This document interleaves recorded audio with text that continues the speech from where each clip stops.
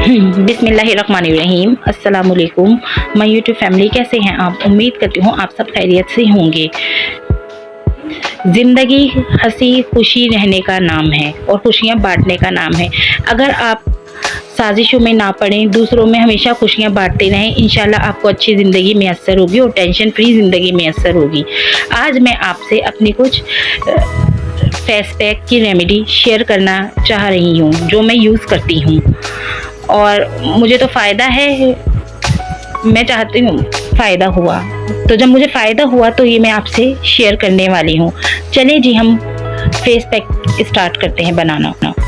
1 चम्मच coffee powder और 1 चम्मच हमने बेसन लिया। फिर इसमें हमने 1 चम्मच, ये बड़ा चम्मच मैं इस्तेमाल कर रही हूँ, 1 चम्मच भर के हनी डाला, यानी शहद डाला। फिर इसमें हमने 1 चम्मच भर के अर्के गुलाब इस्तेमाल किया। अब इसको हम अच्छी तरह मिक्स कर देंगे। हमने इतना मिक्स करना है कि इसका टेक्सचर है ना क्रीमी हो जाए। बेसन जो है हमारी स्किन को एंटी एजिंग होने से बचाता है और ये जो कॉफ़ी है, कॉफ़ी जो सन टैन पड़ जाते हैं हमारी स्किन पे, डार्क स्पॉट्स और छाइयाँ वगैरह होती हैं, मिलाज़मा प्लाज्मा, इन सबको ख़त्म करती है कॉफ़ी। और जो इसमें हमने शहद को ऐड किया है, शहद हमारी स्किन को ग्लो करता है।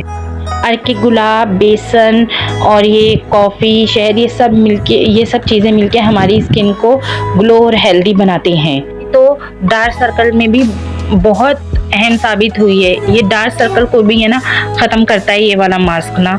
Dark circle, sun tan, everything जो स्किन प्रॉब्लम्स हैं सबको ख़त्म करता है। इसको हम नेक और फेस और हैंड और फुट पे भी अप्लाई कर सकते हैं। इसको अप्लाई करने के बाद 15 मिनट तक वेट करना है। जब मास्क अच्छी तरह खुश्क हो जाए तो फिर इसे धो लेना है ठंडे पानी से। आप हफ्ते में 2 से 3 मरतबा अप्लाई करेंगे तो आपका ग्लो बिल्कुल ऐसा ही होगा। फेस पर से सन टैन और डार्क स्पॉट हमेशा के लिए गायब हो जाएंगे और इसी तरह ग्लो स्किन हो जाएगी। कोरियर आया था, मेरी बहन ने सऊदी अरब के सामान भेजा है। मेरी बहन है ना इस साल अल्हम्दुलिल्लाह अपनी पूरी फैमिली के साथ हज पर गई हुई थी, तो उन्होंने मेरे लिए ये हज की सौगात भेजी है जो वो मेरे लिए लाई है। अब देखते हैं कि इसमें से क्या क्या निकलता है। मेरे हस्बैंड बड़ी जी जान तोड़ कर खोल रहे हैं इसको। बहुत टाइट बंद किया हुआ था, बहुत ज़्यादा मेहनत लगी खोलने में इसको।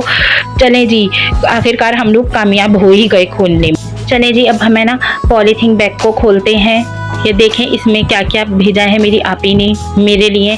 मेरी बहन की शादी, बड़ी बहन की शादी हुई है कराची में, तो ये मेरे लिए कराची से सामान आया है। तो वो हज पर से आ गए थे तो उन्होंने मेरे लिए भेजा है। अल्लाह मेरे भाईजान के कारोबार में बरकत अता फरमाए, आमीन सुम्मा आमीन। ये देखें जानमाज भेजी है। जानमाज तो बहुत ही खूबसूरत लगी है, बहुत ही प्यारी। ये देखें कितनी प्यारा प्रिंट है, माशाल्लाह माशाल्लाह। फिर इन्होंने मेरे हस्बैंड के लिए टोपी भेजी, आबे ज़मज़म भेजा, खजूरें थीं, ये खजूरें भेजी हैं उन्होंने। और ये कुछ इन्होंने मेरे लिए नबी बूटी भेजी थी कि मैं यूज़ करूं। और ये मेरे लिए उन्होंने बुर्का भेजा है। बुर्का तो मुझे बहुत ही डिसेंट लगा कि ये हिजाब होता ही इसीलिए है कि बंदा है ना पूरा इसमें छुप जाए, ना कि अपने फिगर को जाहिर करे। इस्लाम हमें सादे हिजाब की ही तलकीन करता है। आजकल तो लोगों ने हिजाब को फैशन का नाम दे दिया है।